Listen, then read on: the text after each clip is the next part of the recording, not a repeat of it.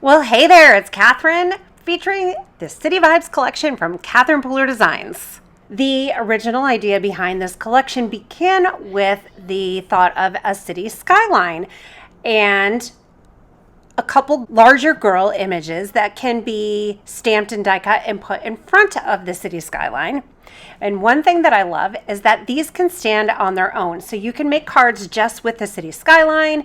You can make cards with just the girls. You can also put them together. So there are so many creative ways to use this collection. And here are just a few samples.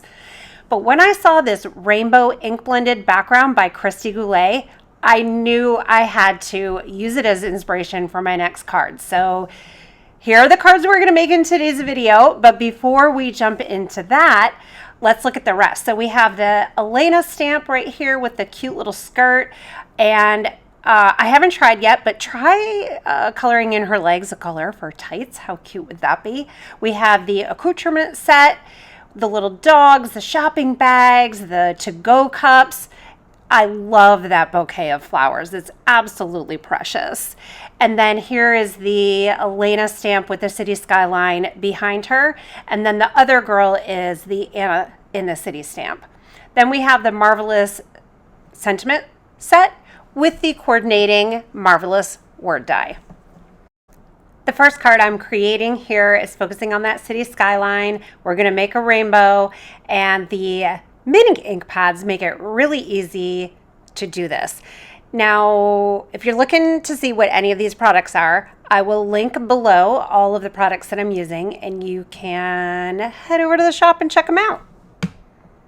I got out my stencil and stamp tool by Sizzix and got to work. So my mini ink pads were perfect for this because there is, they're small. There's a small area where you don't run the risk of getting too much ink on your stamp. You can just dab it in one little spot and keep it kind of contained. So I did, what was that first color? Was that Be Mine? I think it is. And just inked up one little edge of the stamp, used my ink blending brush to soften the edge of the inking. And then I went in with the next color. I'm doing terrible on colors right now. I think the next one is Tiara, and inked up the next little section of the skyline. Use my brush to soften the edges. And when you do that, you can either ink blend out so it's an ombre look, or you can blend two colors into each other. And you can also do ink pink and ink yellow right next to each other and soften in between and get orange. So when you're doing this kind of technique, make sure you follow the rainbow, follow around the color wheel, use colors that are next to each other, not across. Because if I used, for instance, red and green, which are across each other from the color wheel, I'm going to mix those together and I'm going to get a brownish color, which isn't as eye-pleasing. Well, actually, it depends on what you're doing, because if you're doing fall leaves, that's going to be totally fine. But when you're doing something like this, I want a rainbow, and it's really easy to achieve it with this technique. On that one part, I had trouble getting the full image inked and stamped. I'm not sure why that was happening. Whether there maybe was a bubble underneath my stamp or something like that, but I persevered and I was able to get it stamped and inked. That's one of the great things about using a stamping platform like this. If you stamp and you're working on a project that has taken you a long time and you make a mistake, well, you can go back and stamp exactly in the same place multiple times and get it fully inked and stamped and perfect.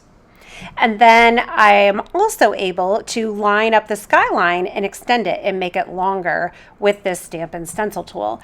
So I'm using Aquatini. I used, I think, Pixie Dust and Tiara, and I think that was Melon Ice. But again, I'll link all of the colors that I'm using below the video here, and on Catherine Pooler Designs in the shop. It's catherinepooler.com or shop.catherinepooler.com. You will find all of these colors in full-size ink pad, mini ink pad, and ink refill. And when you purchase the minis, I definitely recommend grabbing those ink refills at the same time so you're never caught with a dry pad. Here's one of my favorite things, guys. An outline stamp that has a filler stamp I love that. And we create a lot of stamps like that here at Catherine Pooler Designs. It gives you the option of stamping the outline in black or maybe even in metallic or embossing it and then coloring it in with Copic markers, Zolo markers, pencils, your medium of choice, maybe watercolor with a blender pen or a paintbrush and ink pads, so many options. Or you can stamp the image and then use the filler stamp to quote unquote color it. It's super easy and it's a great look. And one of the things I also really love about this stamp is the fine outline or the fine weight on the lines of the outline image. I think our illustrator really did a fantastic job on this stamp set. It just has a really fun, funky look to it. This makes me think of New York City, but it really represents any city. I love New York City because I have a lot of fond memories of visiting as a teenager with my mom and my aunt and my cousin. I grew up in New York State, not really near the city at all, but we really liked going there, having girls' weekends. So that's kind of what this stamp set represents for me. And then because I have 3 daughters and I've taken them to New York City as well, it just has a lot of fond memories. Creating cards for them is perfect with this stamp set. I made my mom's birthday card with this set, and I think asking her for another New York City trip is in order. I'm using a piece of computer paper and I am masking off the bottom of the card and right along the edge of the city skyline, and I'm using my Tranquil ink to very gently ink blend color over the bottom part of the card. I thought I wanted to make it a little bit darker with Fiesta Blue, but then decided that that was going to be too dark. So this very light Tranquil is giving me ocean base, body of water feel. And I also made this card in a reel for Instagram, and I did a light gray for the bottom, so it kind of felt like pavement. And then I was cracking up because I threw a bridge on there also, so the bridge was on pavement. But this is just, you know, it's not real, it's not a photograph. So I was, in my mind, I was clustering city images together and not making a realistic scene. I stamped the filler stamp for the bridge in platinum, and I thought that would be really nice to give it a shimmery look. Now, for our metallic inks, these work very differently than our water-based dye inks. So these, I definitely think you should have the ink refill on hand. I fill these inks at least every other time I use them. The ink is a pigment ink. It's thick and it's heavy. It's kind of like paint. And the ink is really pulled out of that pad when you use it. And I mean, you want it to work that way because if the ink didn't come out of the pad, it's not going to work right? You got to get that ink out of the pad and onto your project. So then you're going to want to fill that ink pad up, especially if you're doing what I'm doing here, direct to paper. I'm creating platinum cardstock and it looks gorgeous. So just a little swipe across the cardstock, and then I'm kind of giving a light brush just to even it out. And then to improve permanence of the metallic ink, I recommend spraying it with a fixative. We have this in the shop. You can get other artist fixatives. Think about, you know, if you use charcoal or pencils or chalk on an art piece, you would want to spray it and set it so that it will be more permanent. And then here's a quick look at both of those cards that I made with the quote-unquote cement or road and the quote-unquote lake, river, bay, body of water, whatever you decide it is. So I mentioned watercoloring for this outline stamp, and that's what I'm going to do on this one. So I'm embossing the image. First, I'm stamping in Midnight, and Catherine Pooler inks are super juicy, and they stay wet for just a little bit of time, a little damp. So when I pour the clear embossing powder over the freshly stamped image, it's going to pick up that powder, and then I'm going to be able to emboss it. So Midnight ink, clear embossing powder, and then I have a black embossed skyline. And this is on watercolor paper because I'm going to add tons of water to this. And in hindsight, I kind of wish I had masked off the line there and just left the bottom of the building's kind of open. But next time I try this technique, I'll do that. Here are the colors that I'm using: Minted, Fiesta Blue, Flirty, Fuchsia, Lime Ricky, and what were the other two? It's a Girl in Coral Cabana, I think, or Do-Si-Do. Again, I'll link it in the description below. But I want to do kind of a dripping watercolor effect here. So I'm using a paintbrush and just painting with water first. And then I'm using a thinner paintbrush, dipping it straight into the ink refill drop, and then dipping my brush into the water. And then you can see how that water moves around, the color moves around, and it's super easy to get a really fun look with this technique. And I wonder if you have other stamps in your stash that you can think about using this technique with. I would love to hear your thoughts and ideas in the comment section below. Or if this is this an idea that you thought about trying, or are you excited about this idea and you want to try it? So this is another great use for those ink refills. You want to get more bang for your buck, right? So you have them on hand for re-inking your ink pads.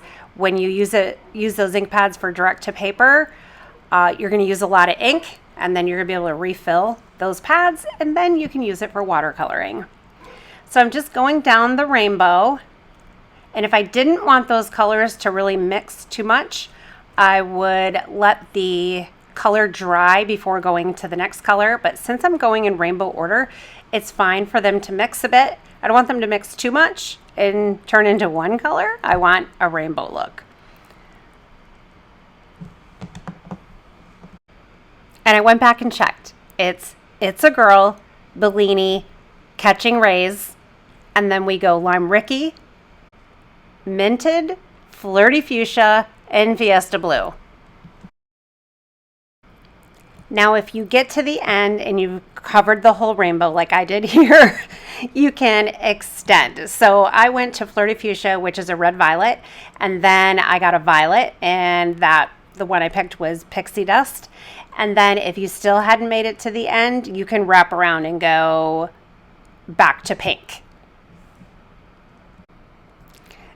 I absolutely love this look. I think it's really artistic and fun, and I had such a great time creating this card. So I really hope you will try this. And I think this kind of background would also be fun if you just stamped random line art images over it, maybe flowers or a geometric. There was a spot on my skyline that was darker than the rest. That's an easy fix. So I just took a clean paper towel, spritzed it with water, and then dabbed in the spot that I thought was too dark. And it really helped lighten that up.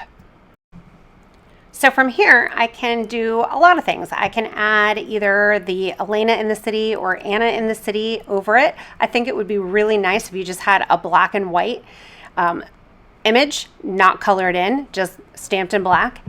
You could add a sentiment on and just be done. I wanted to go a little fancier with this card, so I decided to make a shaker. So the scallops and dots dies along with the dots and scallop dies work beautifully together. If you have both sets, you have both edges in all the different sizes. So and if you want to make a card with 2 layers right in a row with dots and straight edges, you can. So here's a look at both of those sets. I use them all the time. One of my two of my most used sets.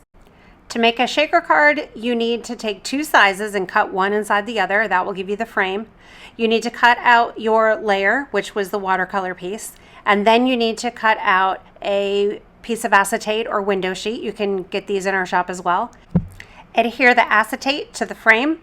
Add your adhesive strips around the perimeter of your frame, and then I can fill it with sequins, or in this case I used glitter. So we have sparkling sugar and we have cotton candy glitter. The sparkling sugar is just clear and white.